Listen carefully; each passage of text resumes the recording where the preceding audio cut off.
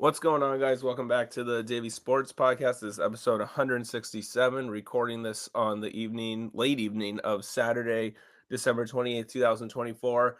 We have a lot to talk about in San Diego sports, and then we're going to finish with a little football at the end like we usually do. Boy, oh boy, that Aztec game today. Matty and I were both there. Matty is here. What's up, Matty? I mean, where do we begin? Oh my God. Yeah, what's up, guys? I think you can tell by the way Davey started the intro, or if you haven't lived under a rock, you know what happened.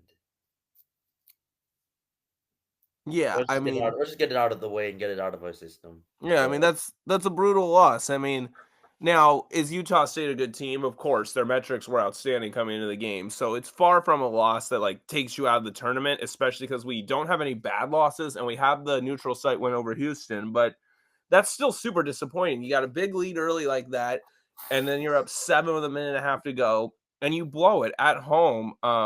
When you had a quad one win in your grasp, I mean, that's disappointing. There's no way around it. I think the number one thing for me that makes it disappointing is again, we'll talk about this more. We don't have a lot of opportunities in the Mountain West this year. This is not the same conference. That's number one. And number two, like you said, it's just a flat out missed opportunity. Like the way it happened. Like we dominated them the first 19 minutes of play. We dominated actually the first 19 minutes and 30 seconds, if you want to be exact. We were up 16, 43, 27 with 30 seconds left. They hit a 43-30. Cool. And then we turned the ball over and they hit a layup to end the half. So all of a sudden, it goes from a 16-point lead to an 11-point lead. That was problem A.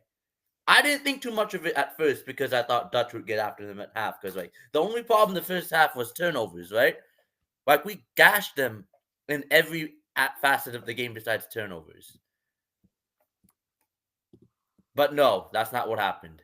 The problems persisted in the second half. And it cost us. It cost us. Yeah, I mean, the whole offense was just lost in the second half. McKinney made some terrible decisions down the stretch. I mean, another thing is like, first of all, that was a terrible. We still should have won the game because that was a horrible block call on Miles Bird. He was set. But that doesn't cover the sins that we made before and after. Still should have won the game because yeah. because that should have been a charge, which would have given us the ball up 7 with a minute 29 to go. But still should have put that game away. McKinney has that terrible layup with like 23 seconds on the shot clock that leads to them getting a run out and a 3-pointer to get within 1. That is such a bad outcome there. You're literally better off taking a shot clock violation there than doing what McKinney did. At that point of the game with less than 90 seconds left, killing clock was way more valuable than going for a layup. And like, yeah, if he scores, great. There's still a lot of time left. And they get the ball. It wasn't worth the risk anyways. Like, it was way worth more killing as much time as possible with less than 90 seconds. And that I think, to me, was the biggest thing that lost us the game was that moment right there. Yeah, I mean, that's the equivalent of if the other team has 0 to 1 timeouts, really 0 timeouts, actually. If in a football game, the other team has 0 timeouts, it's 3rd and 2, and you throw the ball and throw incomplete. That was the literal equivalent of that. Like, that was a sin right there, and it cost us. It cost us. So, yeah, we can complain about the Bird call all you want. It was a charge. There's no question about it. You can watch the replay. Everyone in the arena booed. But that's not the only reason why we lost. We're just putting that out there. Yeah, of course. And I just saw the call again. I'm looking again. I still have no idea what the refs saw there, but again, why we lost. But like again, we were up 17-18 late first half. We allowed them to get back in the game in the second half, and we never adjusted on offense. It was night and day what we did offensively first half and second half. Like first half, we were doing everything correct. Second half is like, what were we doing? Like I felt like we made 0 adjustments to the zone they threw out for the second half. Like no adjustments. If you watched the game, like me and you saw it, it was ugly what we were running. Like everything was either close to the end of the shot clock. We got some shot clock violations, or we forced some bad shots off, and it led to transition.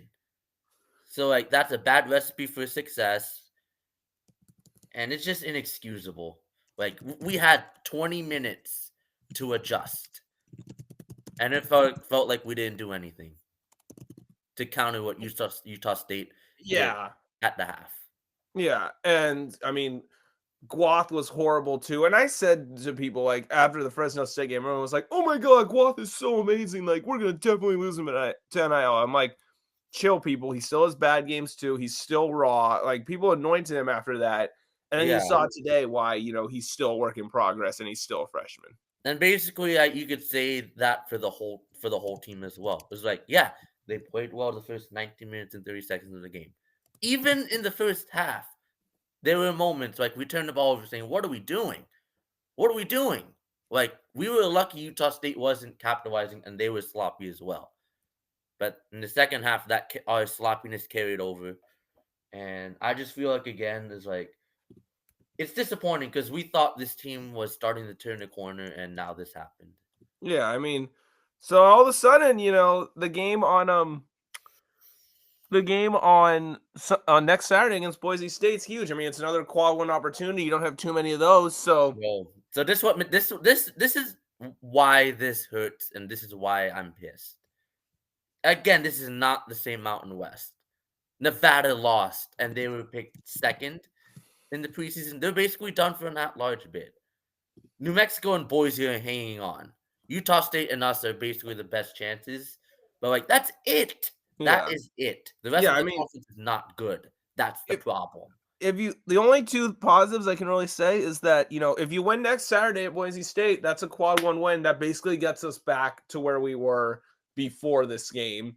So, so you'll be fine. So we'll be fine if we win that game. But if we lose that game, all of a sudden we are dangerously close, if not already on the bubble, if we lose that game.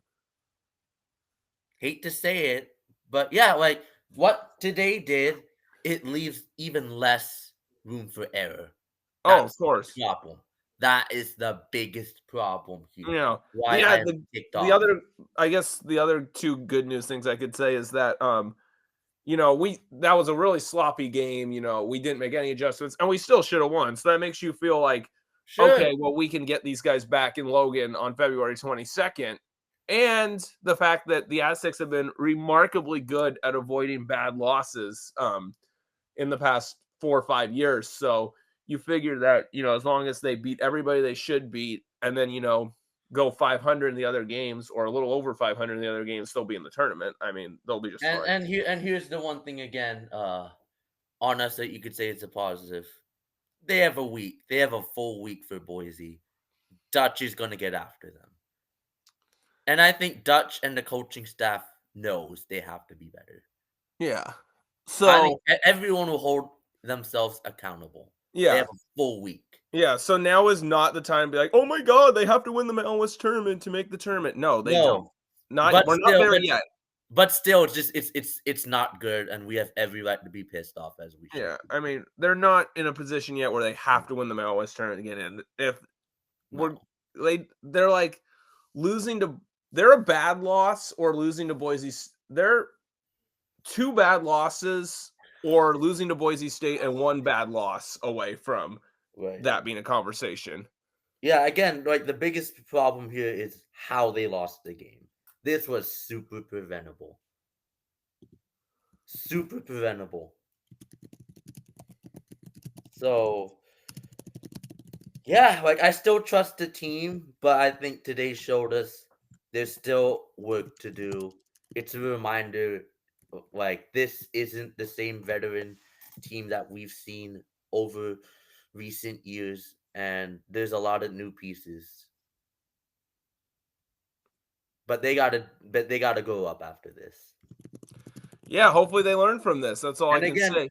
And again, like, someone said this, and they were right, like, conference play is different than non-conference because these games matter more. I just hope, again, they can learn from this and not to take anything for granted anymore. because you basically can't lose another home game now. Yeah, and I don't see a scenario where we lose another home game. I mean, I don't think so either, but still. The yeah. biggest thing for me that if I were talking to the team is you better not take anything for granted now. You can't. No. You have something to prove. Yeah, they absolutely do. So, yeah, and again, our track record after losing games is has been remarkably really good. I mean, after Yeah. losing to that Oregon game, we came back And beat 3 days Houston. later and beat Houston, which is, the win that's kind of, Carried us. that's carried our resume to this point. If you win it, obviously you win it at Boise State on next Saturday, then you have 2 quad 1 wins and no bad losses, and then you're absolutely fine. But I just think again.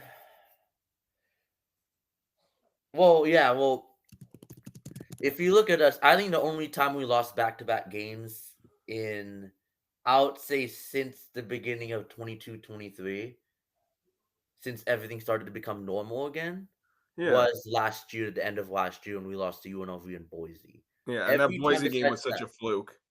yeah. But every time besides that, after a loss, we won.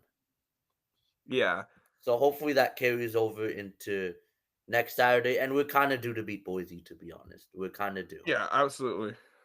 So I'm trying to stay positive, but yeah, you can't be happy, and I'm clearly not happy after how this transpired. But there's a lot of season left, and yeah, I still trust them, but I'm disappointed. Yeah. Anything else you want to add on today's game and on the team? No, not really. I mean, Yeah. basically, they have Saturday at Boise State is now a huge game. Yeah. So sucks, but we move forward, and yeah, we wanted to get that out of our system tonight because, yeah, I kind of want to move on from this. Yeah, it was bad. Yeah. All right, so we're going to talk about some MLB offseason news in the NL West. One was very expected, the other was very unexpected. Yep. So Teoscar goes back to the Dodgers. That was the expected thing. So that's 3 years, $66 million. So that's not a big deal. And we'll get more into that deal, but the big surprise happened last night, and this was Corbin Burns going to Arizona, which I don't think anyone saw coming. Yeah. And I'm not going to spend much, if any, time thinking about Teoscar Hernandez going back to the Dodgers because everybody expected that. And I don't know why people are like, oh my God, the Dodgers are so unbeatable because he went back there. He was already on the team last year. So it's not like they're adding people to what they had last year, for one. Number two, he might not have the same year again. So also, and if you're mad about the deferrals, okay, I get it. But okay, first of all, before I say that, stop acting like, oh, Dodgers going to win 130 games and sweep the playoffs. No, we said this last year and we had them on the ropes in the NLDS. So, and you can't say, well, they still won the World Series. It's like, yeah, but you're the same people who claim that that the NFL had parity during the Patriots dynasty because they almost lost that one Super Bowl, or that the NFL is parity now because the Chiefs almost lost that one playoff game. It goes both ways, guys. So now talking about the deferrals part of the equation, okay, yeah, it's dumb. We get it, and it's the Dodgers are able to do that because they're $8 billion TV contract. But I am getting more and more confident this gets addressed in the next CBA, which will be in December of 2026. There's just too much smoke towards it. And I'll let you make your point before I talk about the smoke towards it. Because again, it's the Dodgers are the only team that could basically do this. They're basically the only one because again, they have all the advantages in the world. They have the best TV deal in all baseball. They have the second biggest market in all baseball. Even the Yankees aren't spending this much or doing deferrals like this. Yeah, because Yes Network's the next biggest TV deal, and it's like a third of what the Dodgers get from SNLA.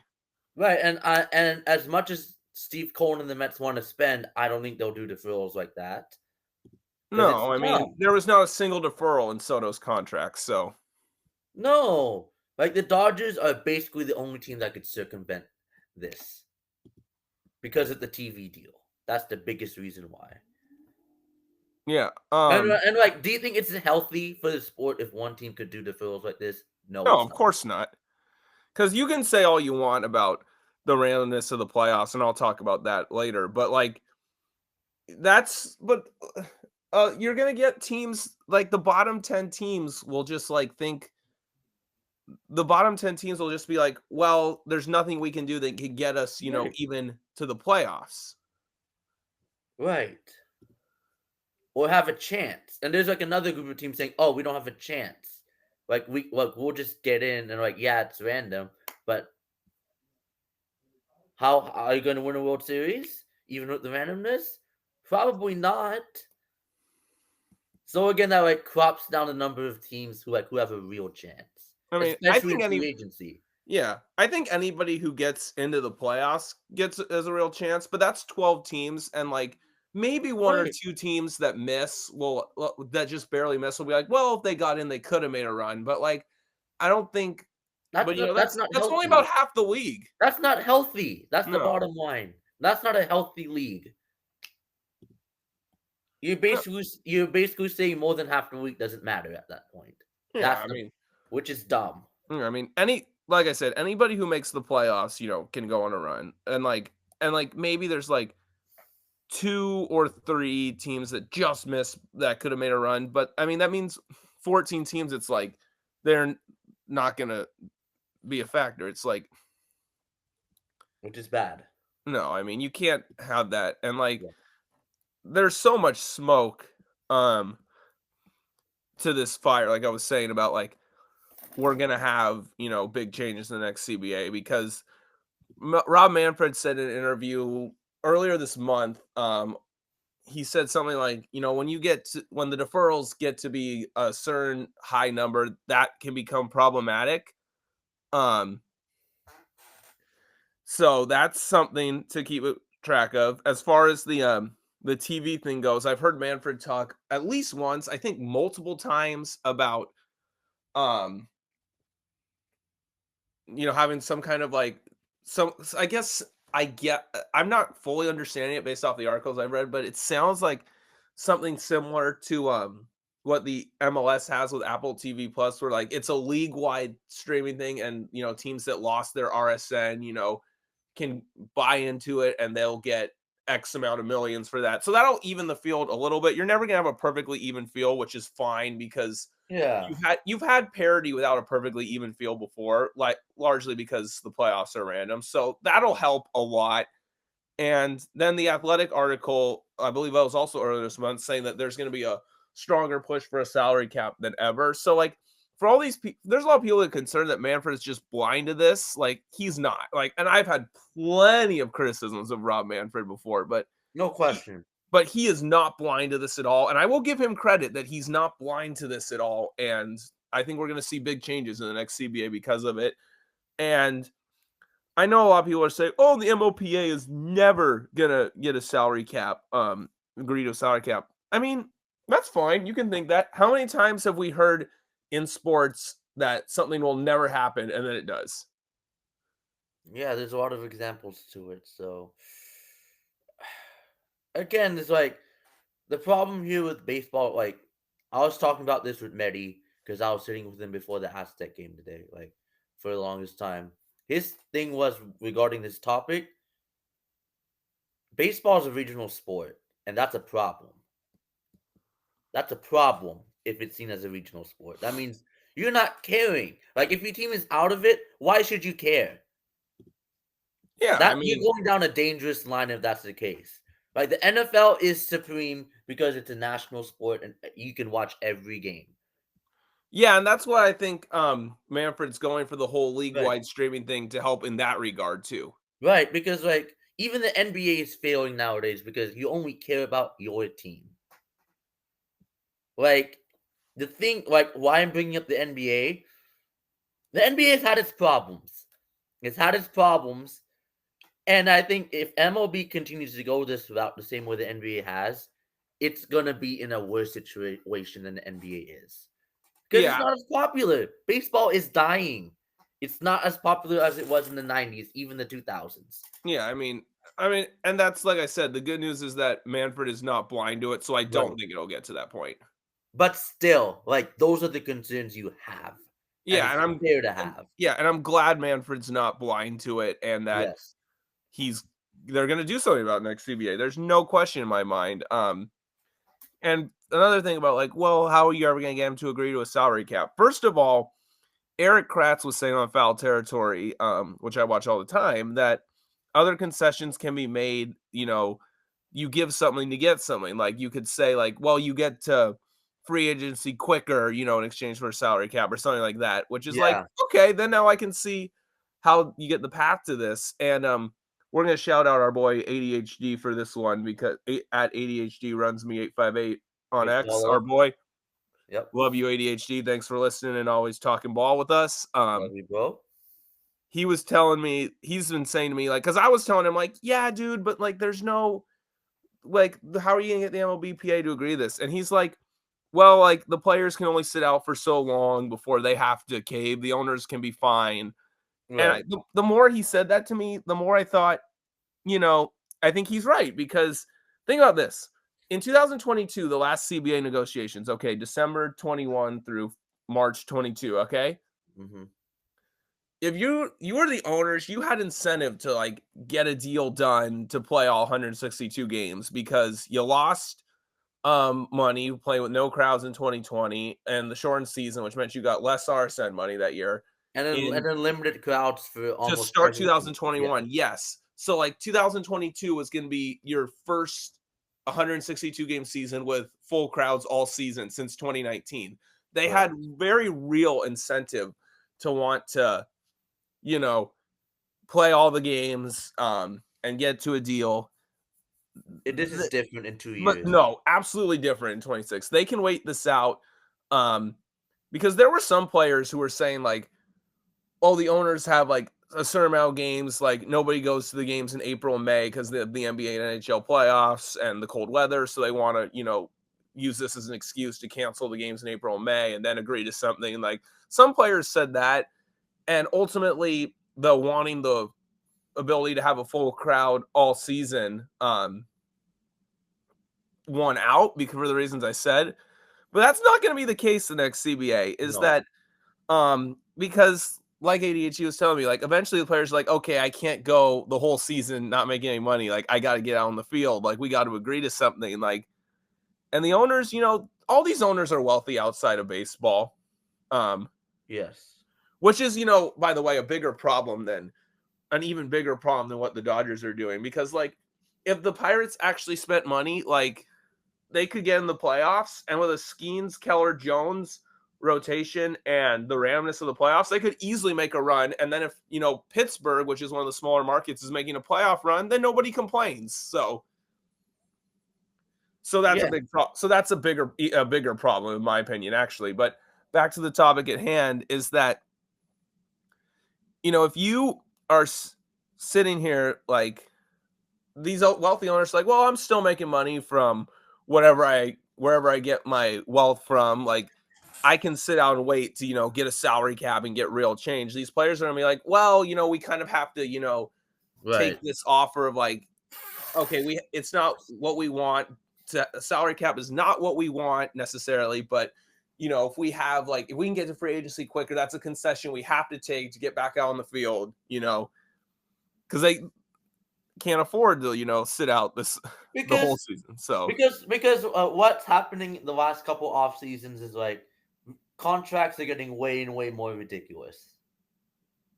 It's like, how are these players getting this much amount of money? Even like mediocre average players, they're getting like 20 million. How? yeah, I mean, and I guess the biggest argument for a salary cap is that against a salary cap, is saying like, well, like why would the MLBPA agree to like something that'll like limit the how much the top contract can be? Like that only really applies to like less than 1% of players. Like you're not going to have a 26-year-old being compared to Ted Williams that's going to be a free agent going forward. You're not going to have an Ohtani as a free agent going forward. Like most of the time, like the contracts, the highest contract would still fit under a salary cap. These teams would just have to be smarter elsewhere, and it would lead to more jobs than it would actually help the middle and lower tier free agents, because like Right. these middle tier free agents, like a lot of times they don't get signed because like I said, the bottom 5 to 10 teams are just gonna be like, well, like we can't, nothing we do in free agency can get us, into the playoff picture. So why spend? But like if there's a limit to where teams can go, or like a limit, like then it's gonna be like, okay, like in the NFL, like you can have like one good draft class and a couple smart free agent signings and you're go back. from terrible to like a wild card team. Like, and in Right. baseball, you would see the same thing happen. So like these middle tier free agents would have more teams willing to offer them contracts. Like, and you wouldn't have guys, you wouldn't have guys sitting out, into the season anymore because of limited suitors, because 5 to 10 teams aren't trying to win at all. So that's a problem. And that's a problem. So you can fix that problem. Like it would actually help the middle tier free agents more. And if the MLB and the owners were smart, that's how they'd sell it to the PA. Be like, well, it'll help like your middle tier players get offered more because the playing field will be more even. Still won't be even because like you see in the NFL, like you can restructure contracts and have like a bigger signing bonus so that you can sign more players like Brady did in New England for forever. But it would be more level, so it would mean more teams could, do that. It'd be easier for the middle and lower tier free agents to get jobs, is my point. Good point. So it'll be interesting. And I think, to me, if they really want to make change as a fan, I think I'm willing to miss some games in 27 to begin the 27th season.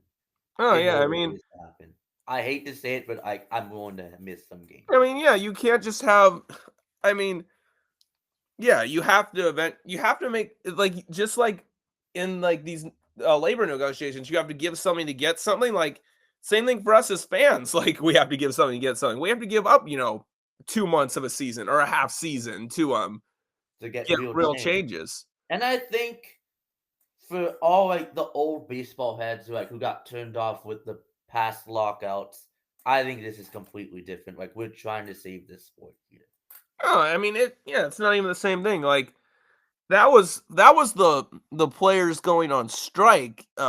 This would be this would be more of like the owners trying to like stop the greed from certain players from getting out of control. Right. So like I think as fans we have to be more understanding here. Is like, yeah, it's like I'm willing to sacrifice. Yeah, I mean, it's like change the bottom line here, change has to happen in the sport of baseball, in Major League Baseball. Yeah, I mean, and let's be honest, somebody who was 40 or 50 years old in 1994, like someone like that who like maybe they came back, because of Sosa and McGuire in 98 or whatever, like if they leave again, like that's not the generation you're trying to win.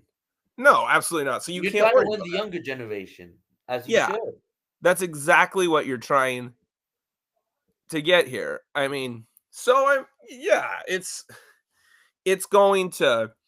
I'd love to hear what your official prediction is. My official prediction is that they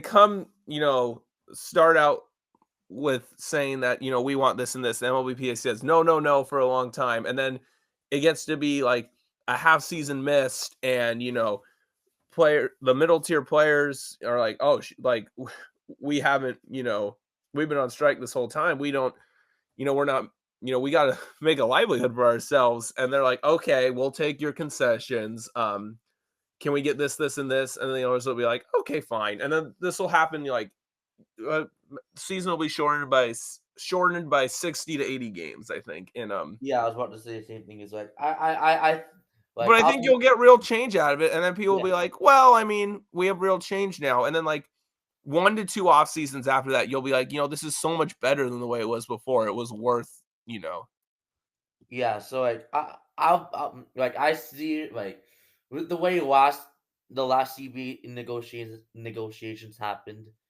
I can't see us not miss any games this time Yeah, I around. mean, 2016, the players agreed to a bad one because the owners convinced them, "Oh, like, the World Series just had the best ratings that we've had in years," which is because of the Cubs breaking the curse, was Right. why. So they're like, "Oh, like, look at the ratings, this World Series. We don't wanna lose this momentum." And then 22, I told you why, the owners didn't wanna miss games, but, now, like, there's real reason for, like, the owners to be like, "Okay, we've had 5 seasons with a full crowd, and like we need to like make some real changes." Right, because it's like sure, like only a couple teams can spend the way the Dodgers are spending. Yeah, I'm glad Like you the mentioned Yankees the and the Mets Dodgers are like the only ones. because Like about the the deferrals, big i've ones. seen Yes. i've seen a Go lot ahead. of people say like, well, MLB tried to stop the tried to put like a limit on the deferrals, and the PA said no. Like, MLB conceded that easily because if you read the whole thing when it first broke after the Otani contract last year, the PA did, well, not the PA, sorry. The article said like MLB was like, okay, it wasn't that high of a priority for us, anyways. We're fine moving on. Like, now it's a real priority. They because they underestimated it. They never thought it Yeah, would be this now it's a real priority. And the same thing goes for salary cap too, because that athletic article did say like, oh, well, they proposed salary cap in the first pr- proposal, and it was quickly rejected, and they moved on. Like, they're not going to be so quick to move on from it this time. I hate to ask this question because this was brought up again with me earlier. Let's say A, we still at the Chargers, or B, we didn't have a baseball team. Would you care about Major League Baseball the way we are right now? I would say no. I mean, to me, it always, when the Chargers were here, it always fluctuated for me, like Sure. which team I cared about more based off the circumstances. Obviously, during the Morad era, I cared more about the Chargers. And then it was pretty even before that. During the Morad era, I was more of a Chargers guy. During after Morad was forced to sell to the Fowler Seidler group, and the Spanos family further proved their ineptitude, refusing to get rid of Norv until it was too late. I was probably more of a Padres guy then. Then it went back to even after they had that playoff season the first year with Michael Bush. McCoy, and after how ugly the start of the 2014 season was, I was probably more of a Chargers guy the rest of that year. But then, of course, the relocation stuff came up, and the Padres, tried to make a quick fix with, the Matt Kemp, Justin Upton, Will Myers trades. So I was probably more Padres then, and then the Chargers left. I would say, like, now, like, if the Chargers were still here, I would be more of a Chargers guy despite, the season the Padres had this year. So, like, the bottom line is obviously the Padres are the only professional team in the city. So, like, we care. What if we didn't have a team here? How, Yeah, I like, don't as a think. normal person, like, doesn't have to be San Diego. Let's just throw a city that doesn't have a baseball team. Say Nashville. Would you be turned off with how baseball is going right now if you were a general baseball fan? Yes. Yeah, I mean, you don't have a team, and you have an NFL team in Nashville as an example with the Titans. So yeah, I mean, yeah. Even throw Pittsburgh out there, like small market, but you have the Steelers. Well, I You don't would be think turned Pittsburgh's off. really that fair of a comparison because the Pirates have been Alright. so dreadful for 30 But they years still have with a the team, exception of but that like you're 3-year turning run. off people who want to be Pirates, like but the potential to be Pirates fans. That's what I'm saying. Yeah, although I think that has more to do with the Pirates just being dreadful for 30 years than anything But you get else. the point, is like you're turning off the small markets. That's what I'm Yeah. trying to say. Like, my biggest point here with baseball right now, they're saying the small markets don't matter. That's a problem. Yeah, and it is because, like, They I do mean, matter.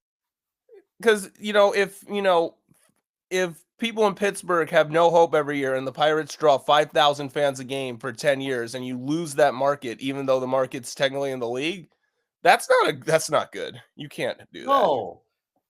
And the way MLB markets the big teams, and the way the national media has painted the picture. And I have to bring this up because, like, I saw people post this, and I have to. So I don't think we brought up the Jeff Passan tweet. Oh, it's so bad. He wouldn't have said that if this was the Padres. Of course, no one would have praised us if we did that. Like saying, "Oh, we're going all in." You know what the perception was when we tried to do that in 2022, 2023? How is it sustainable? Yeah. How can they do this? And then we tried to do the Aaron Judge signing, and the league tried to block it. Do you think they would have blocked it if that was the Yankees or the Dodgers doing that? Of course not. That's the issue. That's the biggest issue I have. And I think the national media is a big problem. Why? Oh, they're a huge problem. So, again, like, the way the national media is shaping everything favors the big markets. And I hope, again, Manfred has the balls to stop this, as he's trying to talk with it right now.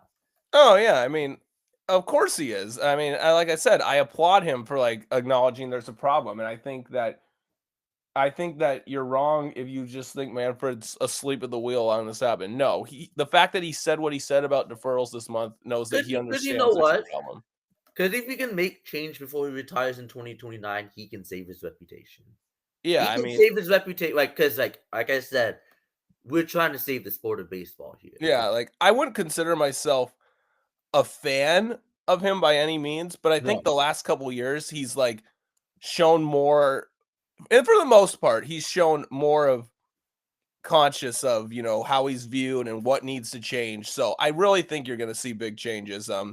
I just talked for a while about why I think the salary cap will happen. Now let's go to deferrals. Like, you know, obviously the fact that he said this, and we talked about how it's going to be a higher priority for the PA in the next negotiations, and that's why they're not just going to let it go so easily. The other reason I think that, you know, there's going to be big changes here is that I think that one of the control people, I believe it's Mark Walter, do not quote me on this, from the Dodgers/Guggenheim Partners, is on that MLB Economic Reform Committee. I actually read this in the Athletic article or from earlier this month. If one of their control people is on that committee, they know that, like, some big changes are coming, and they are doing what they're doing because they're like, well, we want to win, you know, 2-3 World Series before this happens. And then, you know, there might be in, like, kind of a tight spot after that. And let me be clear on this, because I'm going to get attacked by Dodger trolls if I say this. Yep. Not that they will be financially in trouble, which we're going to talk about a little bit next, but, like, you know, a tough spot, you know, given what the rules were versus what they are now. I guess the best comparison this would be like the Cowboys in the NFL who won 3 Super Bowls in 4 years. Then the effects of the salary cap happened, and they're one of, like, 3 or 4 teams that hasn't played in a conference championship since. Yep. So something like that. So I think the fact that one of their control people's on this committee, like, with guys, and they're not on this committee with, you know, other big markets. This is like, you know, the Montforts with the Colorado Rockies is one of the people on this. I think the Royals and or Brewers people are on this as well. So, like, they know that, like, it has to change and will change, and that's why they're, like, getting their wins and getting these deals now and the championships now before it all changes. And I think it's really a situation where, like, they're just trying to win, and then all these deferrals will be like, well, it'll be somebody else's problem, because, and I'm not the one who created this. Like, I've seen media people say this, I've seen other fans say this, is that I point out that it's likely being used by Guggenheim. They're gonna, like, use Ohtani as, like, an ATM basically for these next 9 years they have him. Okay, all that's left on his contract. And then when those 9 years are over and they start having to pay these deferrals, they're gonna be like, all right, we're going to cash out and sell the team and all those deferrals. That's somebody else's problem. Which is not good. I mean, it's not good in the short run, but like, in the long run, it's going to be like, well, what if, whoever they sell it to is not going to be like them. So that's like a good thing. Right. So, I mean, again, that's the biggest issue that it's a huge problem that like, it's a huge problem that they're just like, well, we're going to pawn this off on somebody else. Like, right. This is the biggest problem that people don't want to admit. Yeah, and this isn't, and I know, a lot of Dodger fans are like, oh, that'll never happen. This is just Padres and Angels fans begging to get this ownership out. It's like, well, first of all, we didn't create it. Like, other people have said it, or it's also Padre Twitter doomers who are like, nothing will ever change. It'll always be this way. It's been mentioned by media outlets as far back as when they signed Ohtani last December. This is like a real thing.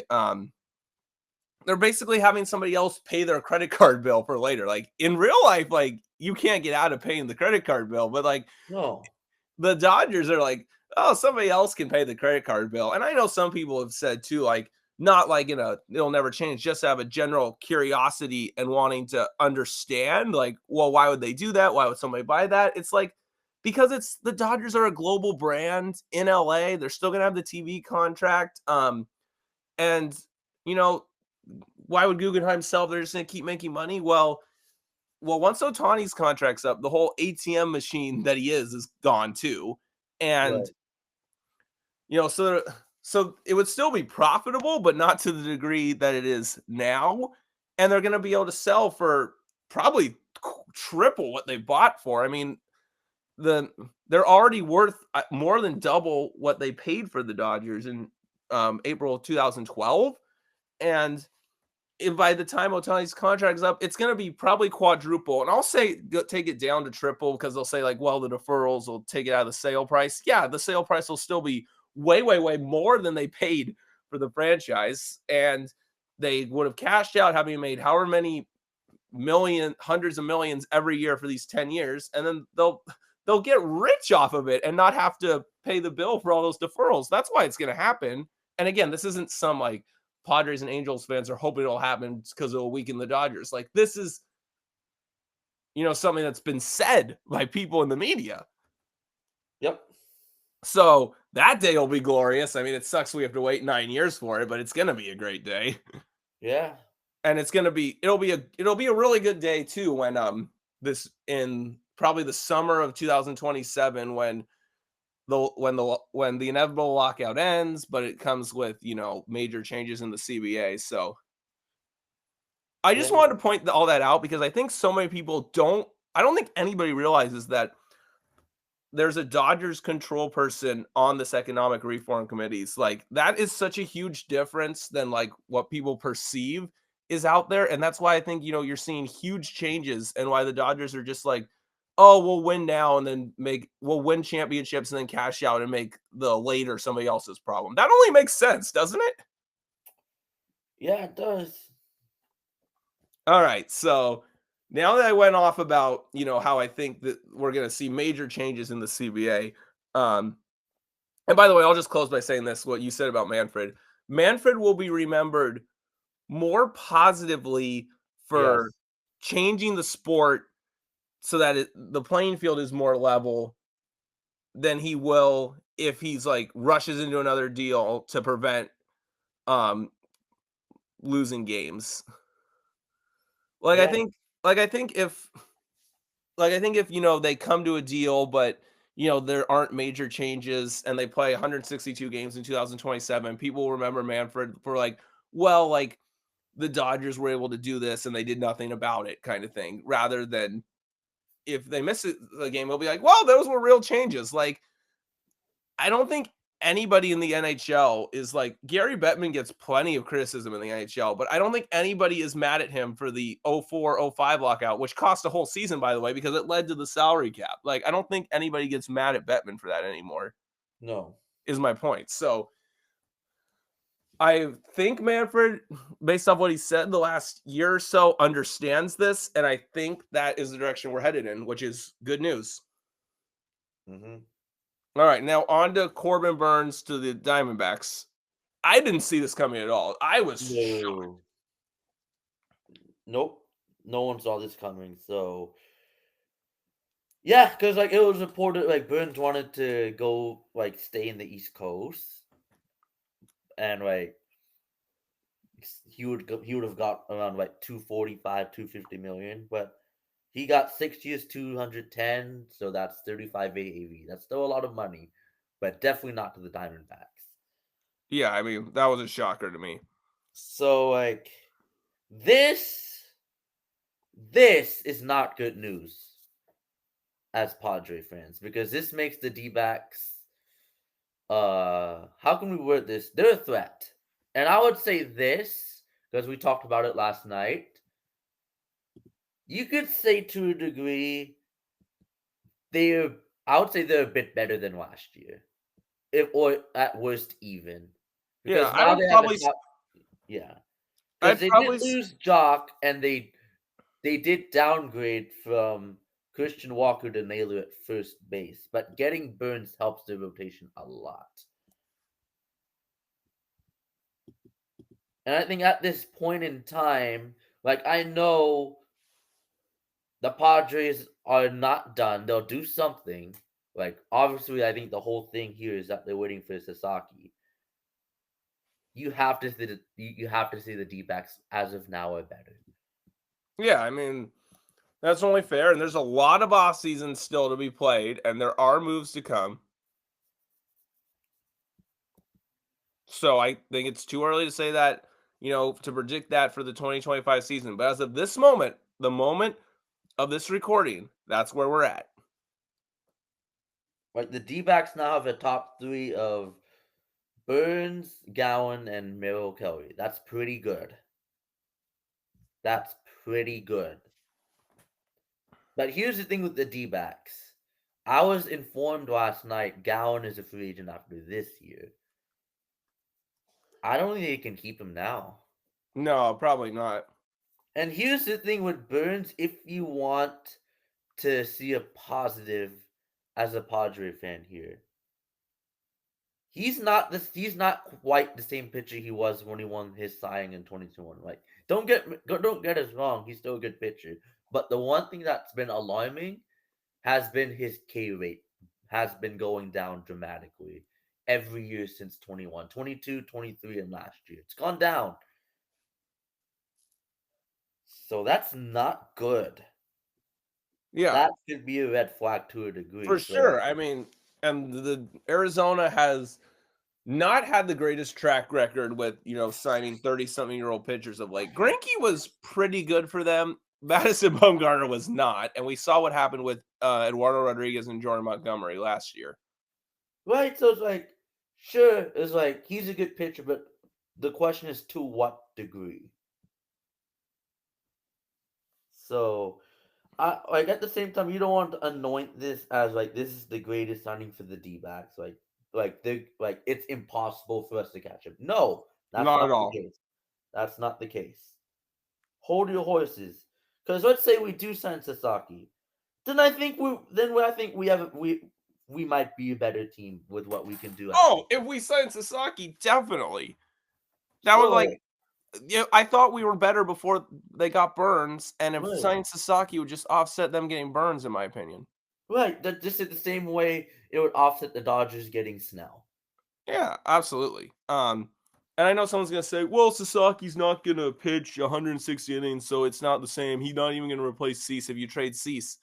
Yeah, all these people will say he's gonna pitch 180 innings of Cy Young caliber baseball if he signs with the Dodgers. So the narrative flips and changes, depending of where do you think he's gonna sign. It's so stupid. That's another problem with the national media. The national media, when they said, "Oh, he's gonna sign with the Dodgers," he's gonna be the next Pedro Martinez. That was the narrative. But now, since it's not a sure thing he's not gonna sign with the Dodgers, they're saying, "Oh, they're trying to nitpick every negative thing about him." Yeah, I mentioned this a couple of weeks ago with Morosi. You're absolutely right. I had to repeat it because, just to repeat how bad the national media is. Yeah.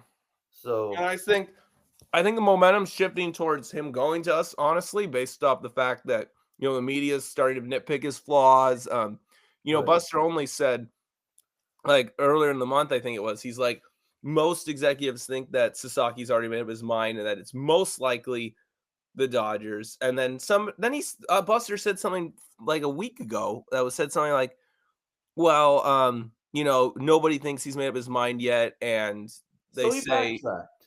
they say that the Dodgers are probably the favorite. So it's like, well, what That's a happened? Like, backtrack. That's a backtrack. they're backtracking. Like, and then of course Sasaki's agent vehemently denying that they had a handshake deal in place. Like, normally, like, if that was the case, like, they would just say Sasaki's agent could not be reached for comment or something like that. And again, remember, Sasaki's agent is Yu's agent, so that can play a thing. Yeah, and Worth repeating. I've heard that Yu's going to be actively recruiting him if asked, which I'm sure he will be. And Ohtani, supposedly, according to Bob Nightingale, was like, well, he can make up his mind. I'd love to have him. I'm not going to actively recruit him, though. Like, Yeah. I think here's one thing I want to say about the Dodgers as well. We didn't mention this go ahead. because we went on the whole tangent of lockout and CBA and changes that need to be made because of the deferrals.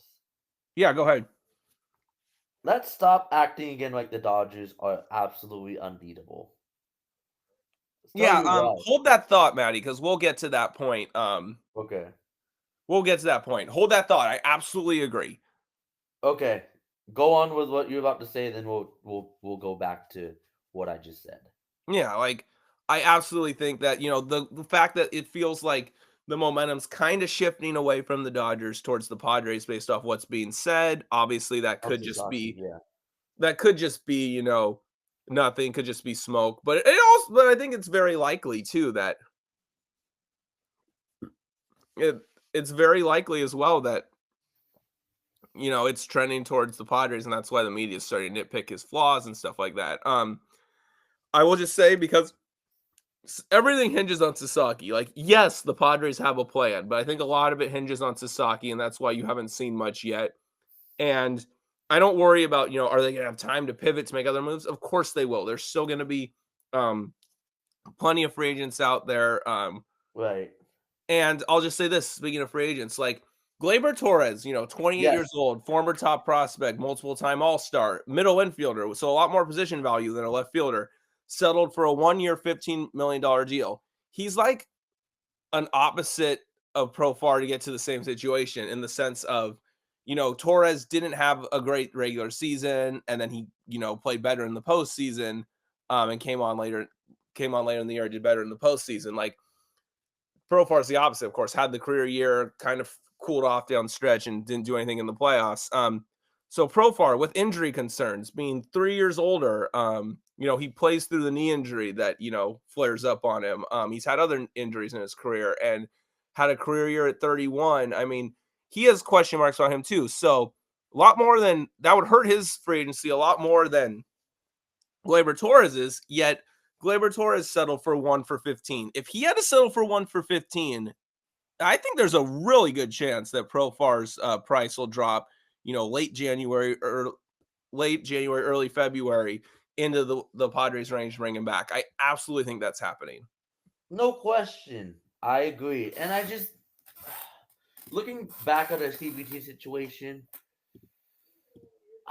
I don't think we'll get under. Like, I think we just don't want to go over either one of the first or second levels of the CBT. Like, we're trying to, I think it will be okay to go, what is it, 261? Like, we're trying not to, but we don't want to go over 281. So I think for me, like, they're trying to save money, which is fine. But I think they'll spend some to fill the holes that they have as of now. And again, the Gleyber signing hopefully is a sign of things to come, that players will be more cheaper. Yeah, absolutely. I mean, I uh Tommy, Too Much Morton's on Twitter, who's a great follow for Padres stuff. He was like, when the calendar flips to the new year is when when players start to get a little uneasy and the market comes down. And I'll also say this as well is that what was I gonna say? Is that okay? Never mind. I thought I had something on my mind, but I didn't. I thought something was gonna pop up. It didn't. Oh yes, actually that's what it is. So like bargain bin hunting is fine because, and the reason I say this is because the bargain bin players per se were the difference between 23 and 24 on the field. Obviously there was off the field stuff and clubhouse stuff that changed too, but on the field, strictly on the field, the marginal players, the bargain bin guys were the guys that made the difference. And I think I've talked about this before, like how the future, if I haven't, this is going to be the first time I say it. The future of the Padres is to operate like, say, Tampa Bay does, Cleveland does, Milwaukee does, insert, teams that don't spend a lot of money, but with a bigger budget. But that don't spend a lot of money, but, they're in the playoffs more often than they're not. Sure. Like they're gonna be like that, but with the caveat that they have, these bigger contracts to start players already with a bigger budget.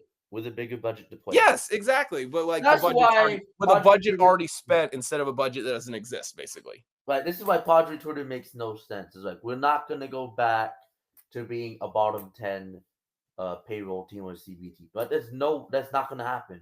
No. Like we can operate being in the middle. And we can be profitable and we can win being in the middle. My point, what I was about to make is that why teams like Tampa Bay, Cleveland, Milwaukee do is like they find guys that like, oh, well, like we see something there and, we can get our hitting people to work with him or pitching people to work with him. Like, I think Victor Rodriguez and the hitting department like made such a difference while you got the years you got from guys like Higgy, Peralta, Solano. Right. So like if you find guys like that and be like, okay, Victor Rodriguez, you do work with them. Like I've talked about this before, how the Padre Twitter casuals that don't watch other teams are like, how does these guys have no names and like they're like 20 games over 500? Like, yeah, that's what the Padres are going for. Like, and that's why, locking in the coaching staff was the best thing they could have done this offseason, in my opinion. And they did. And like Victor Rodriguez in this hitting department is like going to make the hugest difference for the Padres to stay competitive going forward. Mm-hmm. Yeah, I agree. So like, I'll even wager to say, I think the Padres from here on out will operate will not dip below top 15 in the near future. So hold your horses. Yeah, and I know the actual money to like Manny and Tatis goes up, the actual money paid, but the CBT number for those guys stays the same. It always stays the same. And you're losing Hosmer's money. You're losing after this year, and you're losing like certain contracts little by little each year, and the CBT goes up, limit goes up little by little each year. So they're gonna have more and more room every year. Like they should be able to like extend Michael King. I still think that has a good chance of happening.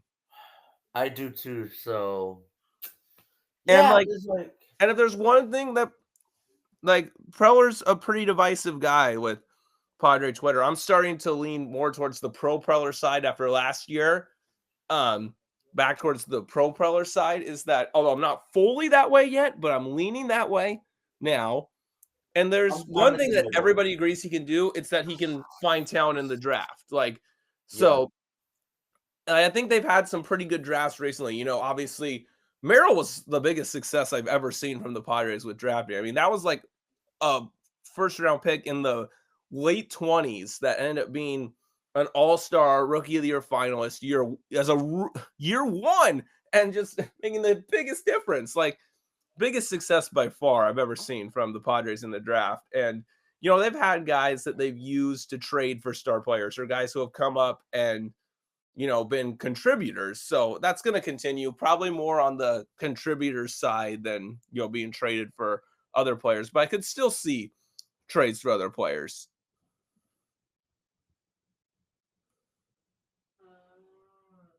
Yeah. And let me make this clear. Do you have anything else to say on this before I move on, by the way? Again, I think on the AJ front of things, I'm in the middle. Like, obviously, it's been well known. You and I were against him. We're against for a long period of time. I need to see it one more year before I buy in again. That's what I'll say. No, I think that's totally fair. Like, Yeah. I'm leaning pro Prella right now, but like, I'm not all the way in until I see another good second The straight good year. bottom line is I'm not as haterish as I was before. No, and there's honestly just no way you can be after Yeah. 2024. Right. And So like, so obviously the plan for the Padres is like they'll never go like all in, like, but yeah. they're basically gonna try to be like basically as long as the Dodgers have this ownership group and or the current rules. Obviously, like we'll have to see what these CBA changes exactly look like in 27. Because you can't say like even if you have an idea of what they might look like, you can't say until you actually see it. So you have to operate assuming the current rules. Like so, as long as Otani's on the Dodgers and they're doing this, like they're going to try and be a wild card every year. And let me get this clear: there is nothing wrong with that. No, that's like we shouldn't be gunning or playing with fire with what the Dodgers are doing. That's not smart. That's not us. We're not a big market. We have to be smart. We have to be more efficient. And Yeah, you and I can do mean, that. We've seen it. yeah, and I saw some tweets of one Padre fan. It's like, oh, they should trade like DeVry and Salas for Pablo Lopez because it's unlikely they'll draft and develop an ace, and ownership will never pay for one. That has got to be one of the dumbest things I've seen this whole offseason, and that's really saying something. Yeah. And like At him and forward. Sergio, who I've mentioned on here a couple times before, we're kind of Charles Surge. you're the man, Serge. We're kind of because Serge and I are, big proponents of the play for a wild card every year strategy. One or two of those years you'll get hot, and we'll talk about this after I finish making this point. Strategy, and then he was like, "No, strategy doesn't work. That guarantees you never win anything." First, that's misguided in my opinion. And he also said a rotation of King, Darvish, Sasaki, Waldron, Vasquez is the fourth best rotation in the NL West. It's And maybe like a the 10th 10th best best in the NL. rotation of the 15 NL teams. Oh, and we're wishing and dreaming on Sasaki. Make it King, Darvish, Morejon, Waldron, Vasquez is the Padres rotation, competing with the Rockies for the worst in the NL. Okay, I got a couple problems with that. First of all, neither of those rotations are happening because you can't just take Cease out of there and then, only have what you currently have replacing him in there. Like, that's like taking him out of there. Like, if you trade Cease, you're probably going to get, an outfielder and like a guy who can be like your fourth or fifth starter. Right. And like, not just a guy who's like a bad fourth or fifth starter who gets hammered every time. Like, a guy who's a respectable or better fourth or fifth starter for like 3-4 years. So you can't just take him out of there and not put anybody that isn't in the anybody that they don't. You can't take him out. Sorry, I'm trying to get to the point. You can't just take him out and only put people currently in the organization in his place. That's not how it works. And I don't even think it's a guarantee they trade Cease if they don't get Sasaki. I'm almost positive actually that you'll have one of Cease or Sasaki in the rotation in 25. Yeah. And the whole thing is like Waldron, Vasquez, Morejon thing. Okay. Hoeing would be converted into a starter and probably have a 2023 Seth Lugo type season well before those guys, certainly Morejon. The Nunez guy you got from we got from Baltimore in the Rule 5 draft, that guy is probably ahead of those guys now too. And like I said, if you did trade Cease, you're getting, probably a fourth or fifth starter type back. So that was dumb for that reason. And I want to just point that out. And the whole thing of like, why like this guy wants to go all in like for a certain number of years. Like, it's like, no, like if you're a wild card every year, that's fine. Because I've talked about this before. The playoffs are random. If you're there every year, you will break through and get to a championship. Is my point. Like, if it was as simple as people think, and this goes back to your point about the Dodgers not being unbeatable, if it was as simple as everybody thought or is acting like, Right. then like, okay, like since 2013, so like every full season that Guggenheim has owned the Dodgers and like been able to control the roster. Because 2012 they took over after the season already started. They couldn't do anything about that. So starting this in 2013, that's 12 seasons, right? Yes. Would you say the Dodgers have had a top 5 roster at least 10 of those 12 years? Yeah, If not all 12. I was about to say all 12. Probably. Arguably all 12. They've at least had a top 10 roster all 12 years. A top 5, at least 10 of those. I'd argue 2013 and 15, they didn't have a top 5, but they definitely had a top 10 all those years. No question. Like, any other franchise would die to have that. Yeah, but here's my next point. Do they have 5+ World Series in those 12 years? No. They only have one World Series for a full 162. Yeah, and let's just say you count 2020. Then they have 2. And yes, that's in a 3-way tie with Houston and Boston for the most in those 12 years. But it's not like an absurd number that's so unfair and destroying the parity of the game. And why bother to watch if you're not a fan of 5 teams? Like, because right now, like what you were saying earlier, like I don't deny that, like you want it to get to a point where like 20+ teams have a reason to care, going into a season. And right now we're at about 15.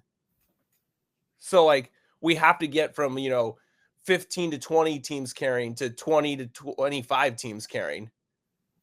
Because getting the whole league, that's not realistic because, even in like salary cap sports, there's teams that, go into a season knowing, oh, we're screwed. Like my biggest example is that the Washington Redskins the last couple of years, Dan Snyder owned the team. They're just like, yeah, we have no shot.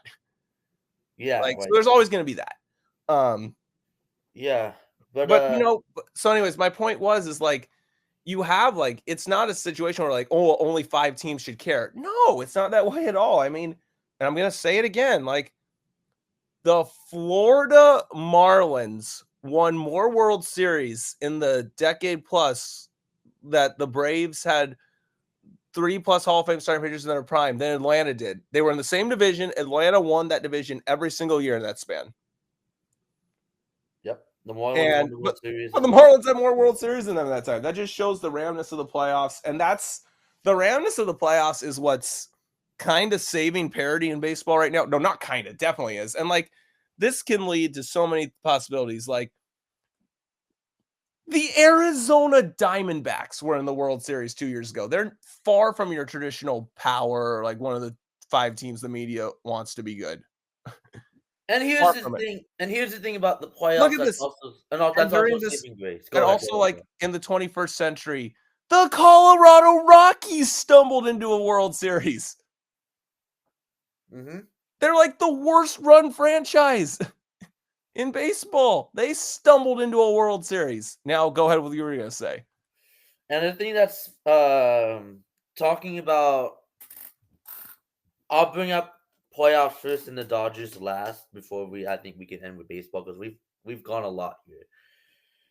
About the playoff format, like why it's fine, just making it in. Just a couple more reminders here.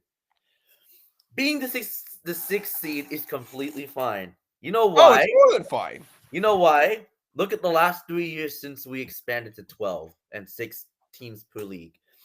All 3 years in the NL. So this is the 22 Phillies, 23 D-backs. They won the pennant, and last year's Mets all made it to the NLCS minimum. Minimum. The 6th seed. Yeah, because as long as MLB is too stupid to reseed, like if you're the 6th seed, it's easier for you to get to a World Series as a 6th seed than the 4 or the 5 seed. And honestly, in some cases, it's easier than the 1 seed. I mean, I would argue that facing a Milwaukee and a Philadelphia team that the Mets were quite familiar with, played well against in September, and was a 500 team after the All-Star break, I'd say that was easier for the Mets than than the Dodgers having to play us. No question. And so, like, as a 6th seed, you definitely have an easier path than the 4 or the 5, and in some instances, the 1 too. Like, as long as MLB's too stupid to reseed, you're gonna get that. Yeah, so it's like at this point, just get in. Yeah, I mean, if you get in, anything can happen. Like, you want to talk about market sizes, and this is the thing I would be like, because people are like, well, why should the small markets care? Milwaukee's the smallest market in the league. If Alonso hits into a double play instead of hitting a 3rd-run homer, a Milwaukee team beats a New York team. Like, San Diego's one of the smaller markets. We had the Dodgers on the ropes. Kansas City is I believe it's the 3rd smallest market. Only Cincinnati and Milwaukee are smaller. They had some close games against the Yankees in that Yeah, ALDS, the New that York was a team. competitive series. So, like, if you just get in, anything can happen. But the problem is, you have about 15 to 20 teams, trying to get into the playoffs. Whereas, if you made serious changes, you could have 25 plus teams trying to get into the playoffs, which is the Right. problem we were referring to earlier. Right. But And I think just pointing out on just getting in, like this shouldn't change the calculus on how the Padres should approach absolutely every not. year. Is Absolutely not. like just get in. Because like again, if like you said earlier, if you get in almost every year or you give it a chance, you're gonna have a year or two. Like again, you'll make a run. Yeah, like, At if least you one. talk about, like, there's 2 ways, like, if you're a big market, like, you can pretty much run it back every year, Right. just readjust. You don't have to go through a rebuilding as a big market. The smaller markets, like, you can go about it 2 ways. You can, like, try to make it every year as a wild card and try and get hot in the playoffs. That worked for Arizona And 2 that's how years we should ago. approach this. Yeah, that's absolutely how we should. An example of a big market, not big market, sorry, a smaller market messing this up, I would say Cincinnati and Pittsburgh in the 2010s. Like, Yes. because Cincinnati, like, the Reds were really good for like a couple year span. Like, they won the 20 Central in 10 and 12. They won 90 games in a tough Central in 2013. Like, and then they messed it up. that was when Votto was in his prime. They had Brandon Right. Phillips, Jay Bruce, Cueto was Cueto, the ace. Bronson Arroyo, They got Scott late Rowland base at the end of Vermont. his career for the start of Yeah. that, Todd Frazier. Like, Yeah. the Reds were pretty damn good for that short run, but, like, then they couldn't, but they tried to keep it open, and they fell apart, and haven't really recovered And then since. the same thing happened with the Pirates. Like, the Pirates were very, very good 2013 through 15. Yeah. They hosted all the wild card games. Yeah, they did. They were very, very good, like, Yeah. 13 through 15. They won 98 games in 2015, and I have, Pittsburgh fan friends who believe this, that, like, if the wild card was best of 3 then, and, they weren't, just 1 game against Arietta being done, that the Pirates would have won the World Series that year in 2015, which I absolutely agree with, because, they won more games than both Kansas City and the Mets, who played each other in the World Series that year. So, my point, though, is that the Pirates were very good for those 3 years, but they threw all their eggs into those 3 years, and then they kept trying to dig their way out of it after Right. that, and, they still haven't gone back. So, like, if you push all your eggs into a short span as a small market team, you can take years to get out of it. So, like, that's another reason I tip the cap to Preller, because the Padres kinda did that, yet they haven't had to, like, start all over yet, Because again, and like probably won't. we're very fortunate that we have a bigger budget than these other teams. That's the saving grace for us. Yeah. So I think that's why we can sustain this for a longer period of time. And again, like hopefully again DeVries and Sowers helps out. Yeah, With absolutely. I mean, there's no question about that. I mean, those guys are higher rated prospects than Merrill was, and look what Merrill did right away. So, like, right. and I saw those guys play in the Arizona Fall League. We've seen them play in like Elsinore. Mhm. Yeah, I mean, absolutely. Like, So like we just wanted to point that out is that yeah, like whatever the Dodgers are doing should change the calculus. Because again, the same thing was perceived last year on what the Dodgers did and of what course. they didn't do.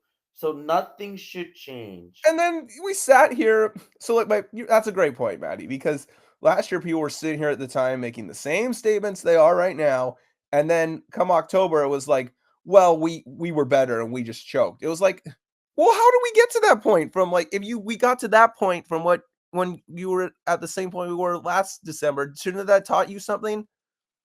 Yeah, But and I think I want to bring this up on a podcast right now because we've talked about this in person. Haven't people realized or noticed when the Padres are under the radar or not talked about or hyped up, they do better? Of So course. should we take this as a positive? Yeah, I do. I mean, I do, absolutely. obviously they still have moves they need to make, and I'm not just sitting here like, oh, well, they can do whatever they want, and But I'll still be but like, oh, here they come. Like, no, but but like, still, like in general, just look how the team has performed when they've had hype and when people don't talk about them. Think yeah, of about it. course. People were like, oh, the Padres are gonna do it going into 2021. We saw what happened. 2022, people were kind of down them coming into the year. They played really well. They get They make the Soto trade and the Drury trade, and people thought, oh, they could play with the Dodgers. They could go all the way. We didn't play that well in the regular season yeah. after the I trade. mean, I'll even go to in 2022 with when we started, we were I think 27-14 after we swept that series in San Francisco. I was at the Yes, yes, second and yes, yes, third yes. games of that series. Yes. And people start saying like, "Wow, look at what the Padres are doing." I mean, and then we lost 7 out of 10 right after that. Yeah, and then 20 we don't have to go to 23 like probably the most hyped Padre team of all time. Fail. Even Mhm. during that season when people started to doubt, oh, like they're done. They played well, and then once the hype was back, they played poor. Yes. And Yes. you can arguably say the same thing last season. Of course. Like when people thought, oh, look at us in mid-August. We were only 2 back of the Dodgers. We lost 2-3 to the Rockies immediately. Yep. And then even in September, when we were starting to gain back ground on them, we never got closer than 2 games. No.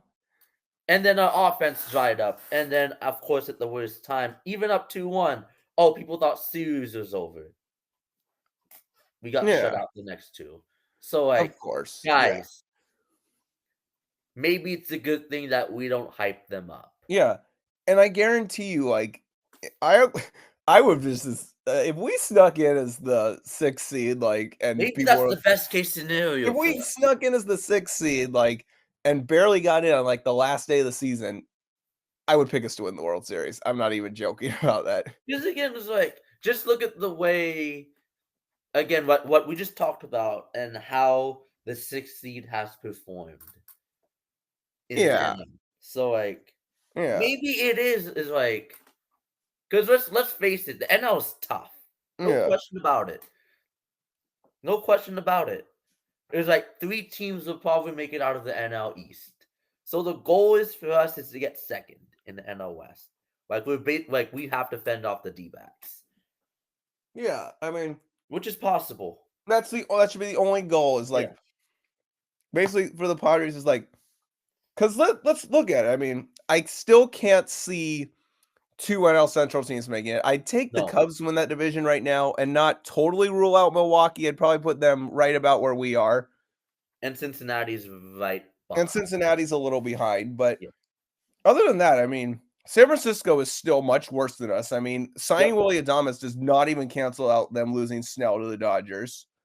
That's not a No. good baseball team. I don't know why Padre Twitter continues to overrate them. They haven't been a good organization since Sabian and Bochy left outside of that one fluke year in 21. Right. Pittsburgh, they could, like I said earlier, they could take that step forward, but they don't. St. Louis is down now, I think. Colorado and Miami are like automatic, bottom 2 teams in the NL. Washington, I still think is probably a year away. So it's all about, finish ahead of Arizona is the That's goal, it. basically.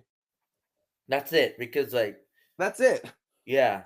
And then one last thing that we want to go on the Dodgers here about people thinking that they're infallible.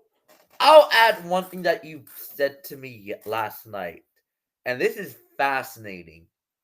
For people who want to just anoint them saying, oh, they're going to win the World Series again. Like, no need to watch. Here's one thing. There hasn't been a repeat winner, a back-to-back, since the Yankees did this from 98 to 01, right?